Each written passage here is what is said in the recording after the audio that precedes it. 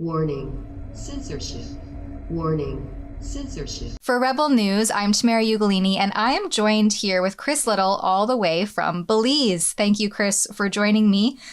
Your story is rather interesting. So you got in touch with us here at Rebel News after your children, aged 10 and 14, they were scheduled to get on board an American Airlines flight from Toronto Pearson Airport to Belize, where you live, on December 5th. But there was some sort of communication among the staff of the airline, and your children were denied their flight home. Belize has its own protocol in place that travelers must provide a negative COVID-19 test upon arrival, but they can do that at the airport for, I pulled it up, it was a $US fee. But this wasn't the case with your children. You went above and beyond that requirement and any requirement from the American Airlines. They don't even have a policy in place. I was on their website this morning. So even still, you went above and beyond that requirement. You had your children tested. They tested negative. They were very forthcoming with that result to the airline staff, and yet they were still denied their flight home to Belize. So what happened? It was a really confusing morning. We got a call. It was about 5:00 a.m. our time. They were already on their way away from the airport, and they were told that they didn't have the correct type of test. There was only one type offered to them when they had gone, I believe it was to Shoppers Drug Mart, to get the test done.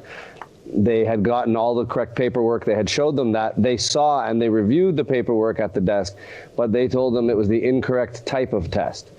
I'm not sure if they had a new staff or something, but this person just gave them no information. After going back and forth and talking with everybody at the booth, they decided that the policy was that you had to have a negative test with you before you boarded the plane, otherwise they could get in trouble. So then they basically started to say they had to get out of the airport, and they shuffled them out, and they ended up getting back in the vehicle and heading back home.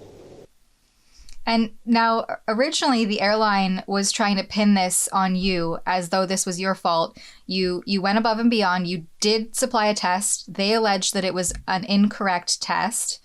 The test was negative, of course, but because it was apparently incorrect based on a policy that what I've found doesn't exist.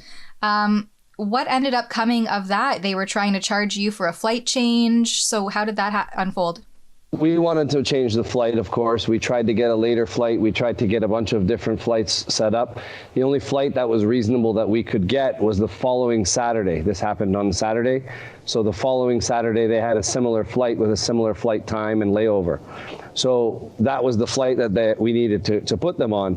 So to make that change, because the change was more than a week, it was Saturday to Saturday, not Saturday to Friday, they had said that that was outside of the limits for the free changes and that we had to go ahead and pay for that change.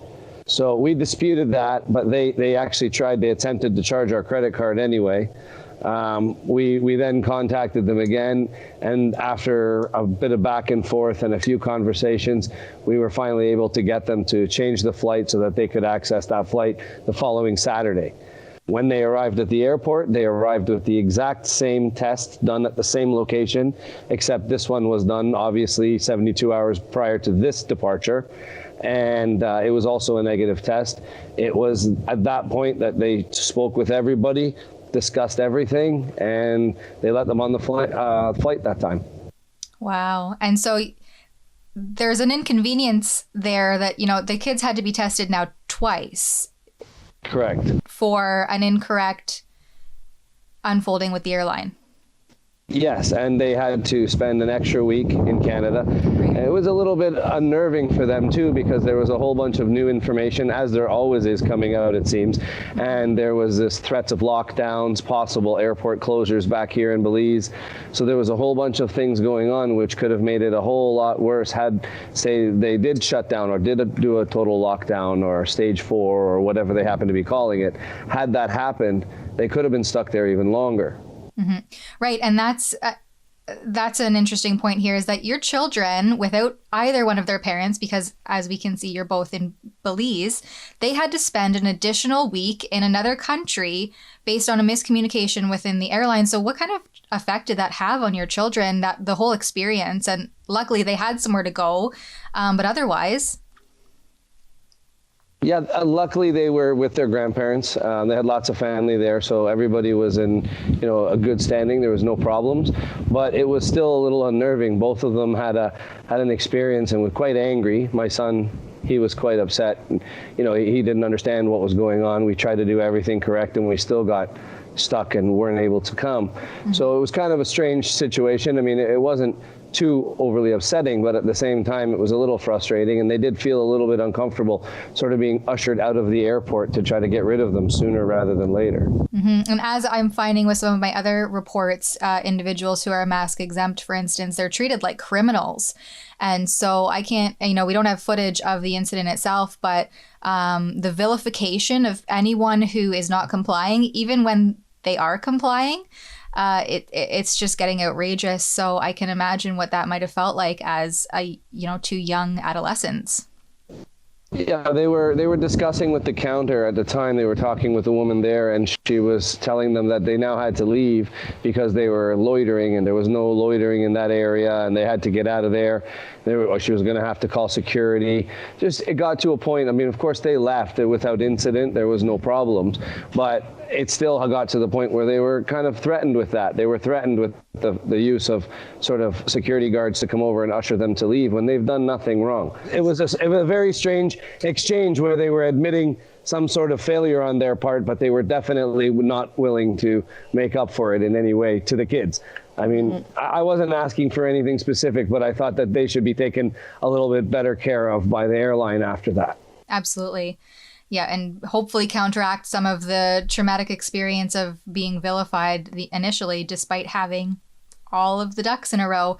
Now, lastly, Kris, I'm just wondering, I was on the Belize website and researching their travel protocols. I mean, it's very clearly laid out. They have a pretty infographic. It's easy to decipher and read. Why is a first-rate country like Canada having these issues when Belize, as we know, a third world country, their process is very clear and concise? What's going on?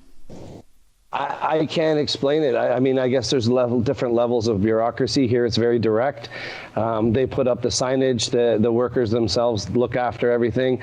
And the processes are simple. They need to have people coming in here for tourism. So without the tourism, the whole country is at a standstill. So they need that airport working. They need to make sure it's operable. They put in place a very simple process where you can get tested, rapid tested right at the airport. There's like a waiting room area. You go in, you stay there, you wait until your test results are done, and then whether you're positive or negative, it's just a different path. If you come back positive on that test result, most people, if you have a home or somewhere to go, you'll be directly sent to your home to quarantine at home alone until everything is passed. If you're negative, you go home, and then you have a 10-day period where they ask you to just watch your symptoms and try to refrain from large amounts of contact. Mm-hmm.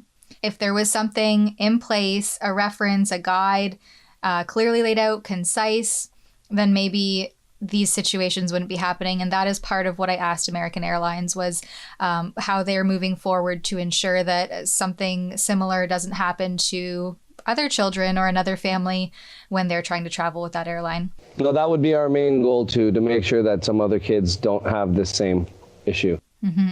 Absolutely. Well, thank you, Kris, for reaching out to us at Rebel News and for sharing your story here with us. Will you be traveling with American Airlines again? It's not likely. We tend not to use them. It depends on who has a shorter flight, but I think we'll try to stick with some of the Canadian ones. WestJet's pretty good service, so we'll probably try to stick with them from now on. Fair enough. All right. Well, thanks so much, Kris. For Rebel News, I'm Tamara Ugolini. Does anyone else notice that positive PCR test cases have only gone up since the mask mandate came into effect months ago? If you think it's ridiculous that we're all wearing masks when clearly they're not working to stop a virus, then check out the hilarious swag we've designed at unmask.ca to order your Masks Are Useless virtue signaling device today. That's unmask.ca.